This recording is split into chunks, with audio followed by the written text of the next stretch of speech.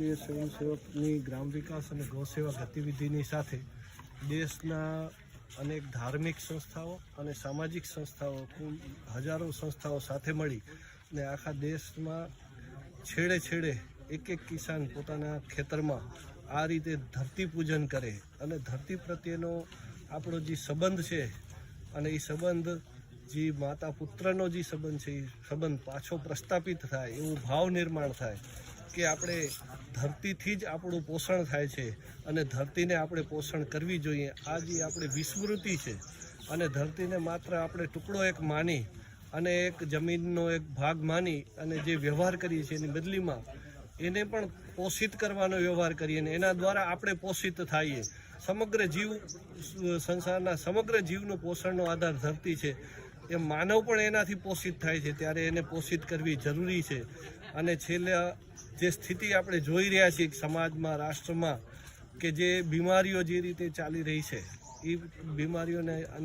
આધારે કહી શકાય કે આપણા અનાજની અંદર પોષક તત્વો નથી. તો એ સ્થિતિ આપણે જ નિર્માણ કરી છે. તો આ સ્થિતિને પાછી ઠીક કરવાનું એક અભિયાન આખા દેશ લેવલે ચલાવી અને ધરતી સાથેનો માતા પુત્રનો સંબંધ અને પોષણના આદાન પ્રદાનનો સંબંધ જે છે એ ફરીથી ઊભો થાય એવું આખું દેશની અંદર આજના દિવસે સવારે 10 વાગે એક સાથે સામૂહિક કાર્યક્રમ, સઘન કાર્યક્રમનું આયોજન કરવામાં આવ્યું હતું. એના ભાગરૂપે આ રામકૃષ્ણ ટ્રસ્ટે પણ પોતાના કેમ્પસમાં આજુબાજુના કેટલાય કિસાનોને બોલાવી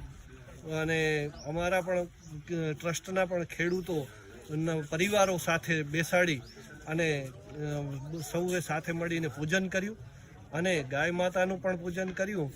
અને એ ધરતીની પૂજનની માટી અમે પાછી ખેતરમાં નાખી અને આ એક સંકલ્પ પણ લીધો છે કે અમે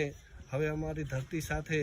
આ રીતનો માતા પુત્રનો સંબંધ અને પોષણ આપવાની જે વાત વિસ્મૃતિ થઈ છે એ સ્મૃતિમાં લઈ અને અમે એક વ્યવહાર કરશું અને રસાયણોથી અમે દૂર રહી અને પ્રકૃતિના જે પોષક દ્રવ્યો છે, વનસ્પતિ છે,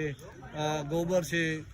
માટી છે, એવા દરેક પોષક દ્રવ્યો છે જે વર્ષોથી આવી ખેતી કરતા હતા, જીવામૃત, કમ્પોસ્ટ ખાતરો, એવી બધી વસ્તુઓનો ઉપયોગ કરીને જ અમે ખેતી કરશું એવો સંકલ્પ કરી અને ધરતીને સ્વસ્થ બનાવવાનો અને રાષ્ટ્ર સ્વસ્થ થાય એવું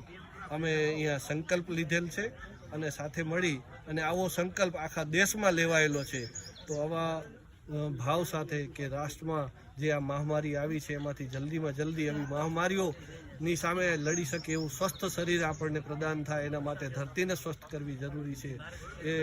વિચારથી આખા દેશમાં આ અભિયાનનું આયોજન કરવામાં આવ્યું હતું અને એના ભાગરૂપ આજે અમે અહીંયા કાર્યક્રમ કર્યો.